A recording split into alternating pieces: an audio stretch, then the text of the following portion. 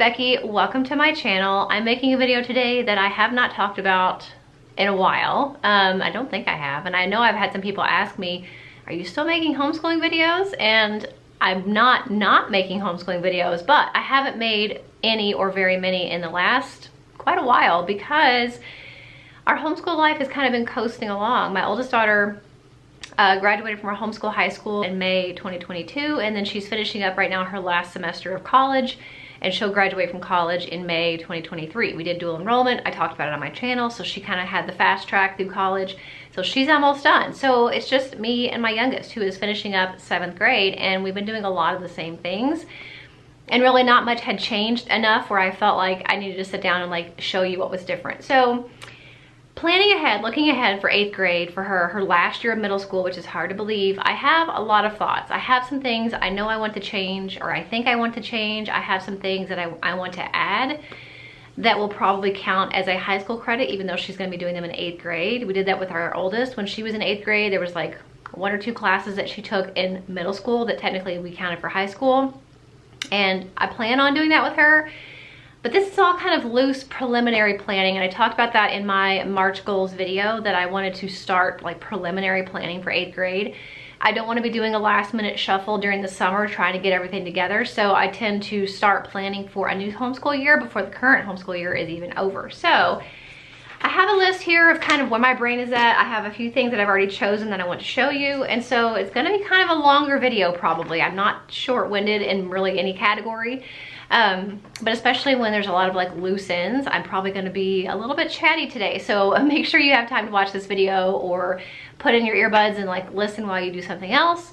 Grab a piece of paper, maybe plan a little bit with me. Okay, so the first thing I will show you that I already have is something I mentioned about having a high school class count in 8th grade, like do it in 8th grade but have it count for high school. I'm not 100% sure that we're going to start this in 8th grade. It really depends on how she finishes up this year, and based on some of the other curriculum that I pick for her. If they're very time intensive, we may have to not do this for 8th grade, but either way, it's definitely on our radar, definitely on our list of things to do, and it will count as a high school foreign language credit, which I believe she does have to have 2 classes of a foreign language, and sign language actually counts as a foreign language. So I picked this up on Amazon. It is the American Sign Language, Learn to Sign the Alphabet, Numbers, and Useful Words and Phrases. I'm not really sure this is gonna last like for 2 classes, but I definitely think it's a very solid start, probably at least the equivalent of 1 full class. So I'm gonna actually have to spend some time, probably over the summer,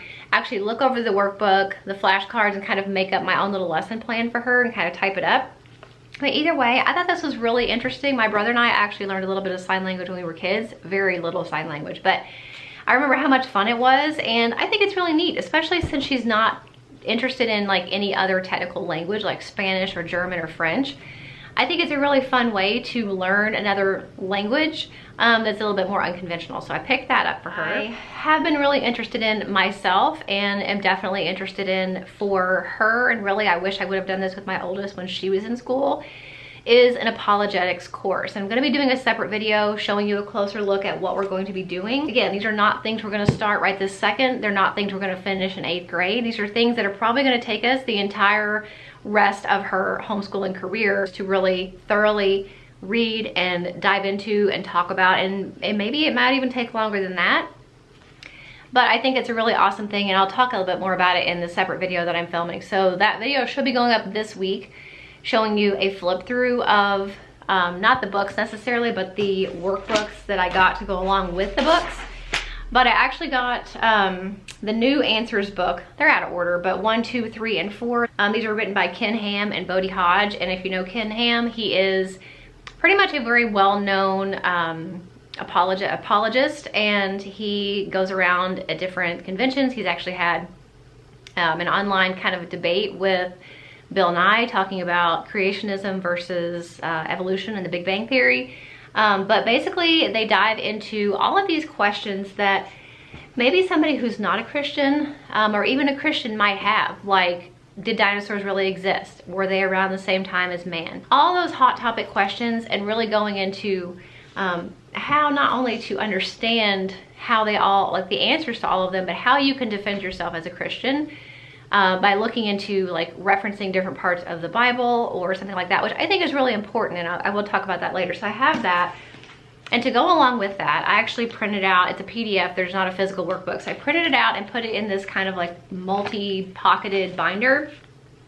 But the company, Daily Skill Building, actually has a PDF that has worksheets that go along with each book that have question and answers on them. So basically it goes through each chapter and asks questions based on what the reading, what was in the reading.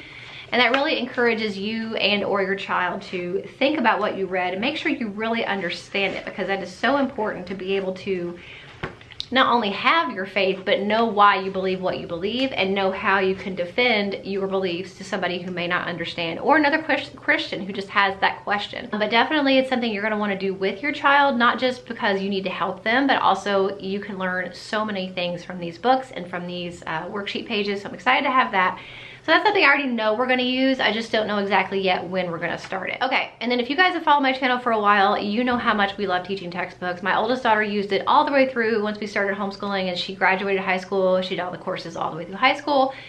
Love it, love it, love it. We started with our youngest when she was in the middle of 2nd grade, and then she used it for Math 2, 3, 4, 5, and most of Math 6. She had like 10 lessons left in Math 6. And then we took a little break. There was a couple of fundamentals that I really wanted to go back and like really solidify in her mind that were kind of tripping her up. So we took a little bit of a break from it then, which is one of the great things about teaching textbooks is you can pause your subscription and take breaks. But since she only had 10 lessons left and a lot of that is repeated in Math 7, I think we're gonna go ahead and just start fresh in Math 7. Even though she's in 8th grade, it's not like it's a big deal for her to do Math 7 in 8th grade. So that is the plan. I have missed teaching textbooks so much. It is so nice to be able to have her do her math online. It doesn't involve me. I don't have to grade anything. So I have missed it, and I know she's missed the little games and the fun characters and stuff. So super excited to be starting that back up again in 8th grade. And then for language arts, in my mind, you guys can talk me off the ledge on this maybe, or maybe you can't. I have talked about how I love the Good and the Beautiful's language arts for high school, but I do not like their lower levels. I have tried so many times to like convince myself that that's what I wanted to do for my youngest, because I love it for high school, and I know so many people love it for elementary and middle school, but I just, every time I look at it, and they have the free downloads on the website, so if I really wanted to, it wouldn't even cost me anything except for printing it. I could just print it all if I really wanted to. I want to love and use the Good and the Beautiful because it is writing and grammar and punctuation and a vocabulary and spelling and art and so many things rolled into one. And it is beautiful. It is just the most beautiful curriculum you could ever hope to find. And I'm not the type person that like, I mean, I like things when they're pretty and aesthetic, but I'm not the type person that would say like, well, I can't use this curriculum because it's all black and white. I don't have a problem with that. But man, when you look at the Good and the Beautiful, you're like, wow. I just feel like it jumps around all over the place. I don't know what a child would do, and you guys let me know if you have a child that has ADHD or ADD, which my daughter doesn't, but man, it would make me so distracted.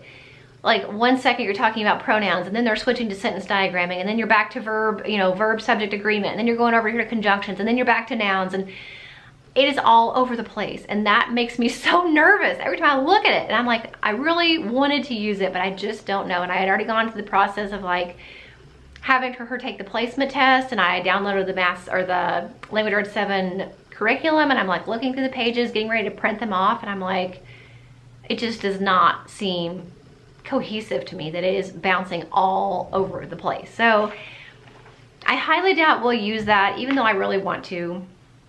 And I've talked in the past on my channel about how I would never use it for younger years, and I don't know. You guys let me know if you're with me on this. But going back, like I said, I do love it for high school. I do hope that we can use it for high school. I hope it'll work as well for my youngest as it did my oldest, because she loved it and I loved it for her. But those lower levels just are super scattered. And even though they're a little bit like that in the high school levels too, I feel like by that point they have a little bit more of an attention span. They have a little bit more of their grammar and punctuation and all that stuff is a little bit more solid in their memory, where they're not like, it doesn't matter as much if they're bouncing back and forth. That was my initial thing to do, was to try that, but then I've decided I don't think I will. One more thing, or two more things that are kind of related, and it's actually the same company that I got the apologetics workbooks from, Daily Skill Building. They actually have a spelling and vocabulary curriculum which I will show you in my 8th grade curriculum video. I am planning to do that for 8th grade. I did not do it for 7th grade, but I am planning to do it for 8th grade. So stay tuned for that. So you'll see a little bit closer look at this then. But this is the daily skill building spelling. Again, they're not physical workbooks. You have to print them, but that's okay. Especially if you have more than one child, you can print them for more than one child for just the same price. But what I like about their spelling and their vocabulary is they're related. So the same words that are on your vocabulary list are going to be your spelling words, which I think is genius. And I've never seen another curriculum do that, but that's like, why? Why is nobody else doing that? That just seems like it makes so much sense. I never even thought about that before, but they did, and they have them. And so I printed those out, and I actually am doing grade 6, even though she's gonna be in 8th grade, because I looked at the vocabulary words and I knew like some of these words I knew she did not know. I'm not one that worries about that. I try to find the curriculum that meets the child where they are learning wise, not just the number, you know, 8th grade, 7th grade. So I have those two, printed those off. They're already in binders. Those are ready to go. So it's not something I have to worry about doing over the summer. And the last thing that I can pretty much guarantee we're not going to be doing for 8th grade. I don't even have a curriculum to show you because I haven't purchased anything yet. But I do want to look into a logic curriculum of some sorts. I know there is the Fallacy Detective. They sell that on Amazon and other places. And there's also a Master Books Intro to Logic course that I'm curious about maybe trying. So I would wait probably a little bit longer, maybe 9th, 10th grade, probably before starting those. But I think it's really important, and kind of like the apologetics thing, although not as important as apologetics. I feel like logic and reasoning skills are really important. There are things we have done over the years that are in that same kind of realm. We've done the mind benders that I still love. We've done analogies, workbooks, and things like that, but I really wanted to do a more thorough deep dive into logic and reasoning skills, because I think it's especially important in this day and age that not only do you know what you believe, you know why you believe it, and you know how to defend it. You guys let me know if you have a logic curriculum that you are already using that you would recommend for us. I appreciate any suggestions. But that is my very early preliminary 8th grade kind of planning, talking this out with you guys, letting you know some decisions that I have made, some things that I'm still thinking about and kind of up in the air, and then some things that I know we want to do, but I'm just not quite ready to add it yet. I hope it was helpful for you guys, and let me know what you guys do for planning a new school year. Do you wait until the summertime? Do you start planning the school year before?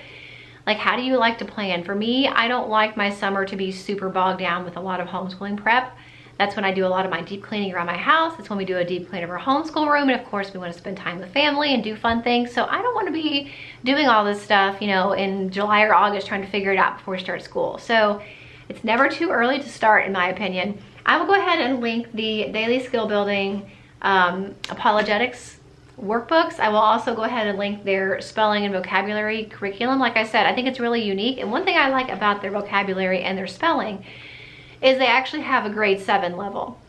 So even though we're going to be using grade 6 for 8th grade, I think if you're looking at spelling workbooks on like Amazon or somewhere like that, or Evan Moore or Spectrum, a lot of them stop at grade 6. And then after that, you're like, well, great, what am I supposed to do for spelling and vocabulary? And I guess they assume by then that you're just a perfect speller and you have a wonderful vocabulary, but that's just not the truth. So I like and appreciate that they do have a grade 7. It goes just 1 year beyond what I've seen other curriculum brands do. So I really appreciate that. So I will link those for you as well. I'll link the books, the new answers books. I'll link those. I'll link the sign language curriculum, everything that I can think that I talked about today. I will link for you, as well as the teaching textbooks, free 15 lesson trial if you want to give that a whirl. Hope you enjoyed the video, and I'll see you in the next one. Bye.